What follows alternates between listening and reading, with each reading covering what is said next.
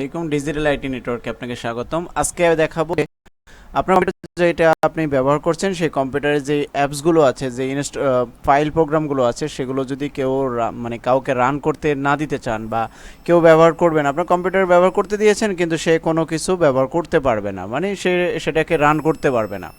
কোনো অ্যাপ্লিকেশন হোক, সেটা ব্রাউজিং হোক অথবা আপনার কোনো ফাইল প্রোগ্রাম হোক বা ফোল্ডার হোক, তো সেটা যদি আপনি বন্ধ করে দিতে চান কীভাবে করবেন সে বিষয়টা দেখাবো। সম্পূর্ণ ভিডিওটা দেখবেন।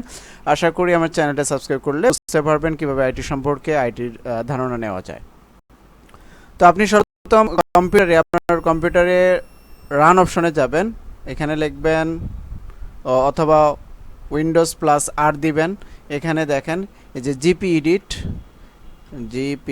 এডিট প্লাস ডট এমএসসি, এটা অপশন দিয়ে ইন্টার দিবেন।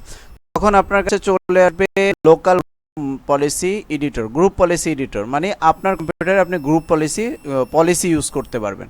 তো এটা হচ্ছে ইউজার কনফিগারেশনের উপরে, এটা আপনি চাইলে অ্যাডমিনিস্ট্রেটিভ টেমপ্লেটেও করতে পারেন, এটা হচ্ছে কম্পিউটার যে কনফিগারেশন সেটার উপরও করা যায়, বাট আমি ইউজারের উপর করে দেখাচ্ছি। যেমন অ্যাডমিনিস্ট্রেটিভ টেমপ্লেটে যাবেন, তারপরে সিস্টেমে ডাবল ক্লিক করেন। সিস্টেমে ডাবল ক্লিক করার পরে এখানে দেখবেন যে don't run specified Windows application, run করতে পারবে না। দেখেন, তো এটাতে ক্লিক করলে এখানে অ্যানাবল দিবেন, দেন এখানে শোর পরে এখানে কি লিখবেন, ভ্যালু বলছে নামটা লিখতে, যেই ধরনের অ্যাপ্লিকেশন আপনি রান করতে দিতে চান না কাউকে স্পেসিফিকভাবে, সেটা এখানে উল্লেখ করে দেন।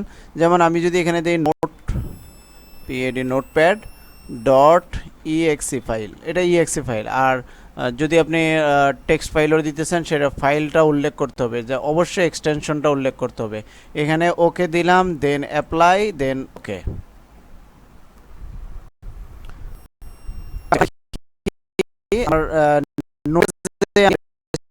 দিয়েছি সেই নোটপ্যাডটা ওপেন করা যায় কিনা, এখানে নোট লিখবো, নোটপ্যাড আমি ডাবল ক্লিক করি অথবা এটা আমি রান করি, দেখেন রান হচ্ছে না। অথবা আবার নোটপ্যাডে ডাবল ক্লিক করি অথবা একটা ক্লিক করি, দেখেন না। আপনি অ্যাপসের থেকে এখানে দেখি নোটপ্যাড যে সরাসরি চলে আসছে, কোনোভাবে ওপেন কোনোভাবে খুঁজে পেয়েছেন, বাট এটাকে রান করতে পারবেন না, কখনোই রান হবে না। তো সেটা কি করবেন এখন? এইরকম ভাবে যদি আপনি ইনস্টল বা প্রোগ্রাম ফাইল এগুলো অফ করতে চান স্পেসিফিক ভাবে, তো এটা আমি আবার যাচ্ছি, সেখানে গিয়ে সেটা অফ করে দিচ্ছি, gpedit.msc, ওকে, দেন অ্যাডমিনিস্ট্রেটিভ ইউজার কনফিগারেশন উপরে অ্যাডমিনিস্ট্রেটিভ টেমপ্লেট, দেন সিস্টেমের পরে এই যে এখানে ডন রানের পরে ডাবল ক্লিক, দেন এখানে নট কনফিগার, ওকে।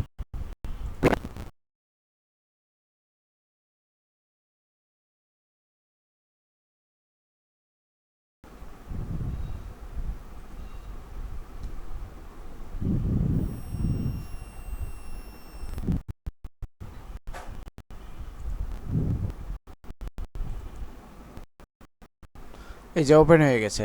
তো আপনি চাইলে আপনার কম্পিউটার আপনি এটা প্রয়োগ করতে পারেন, আপনার কম্পিউটারে এ টু জেড সব কিছু আপনার কন্ট্রোলে পলিসি ইউজ করে দিতে পারেন। তো আশা করি ভিডিওটা দেখে অনেক কিছু জানতে পারবেন, শিখতে পারবেন। ভালো থাকবেন, সুস্থ থাকবেন। আসসালামু আলাইকুম।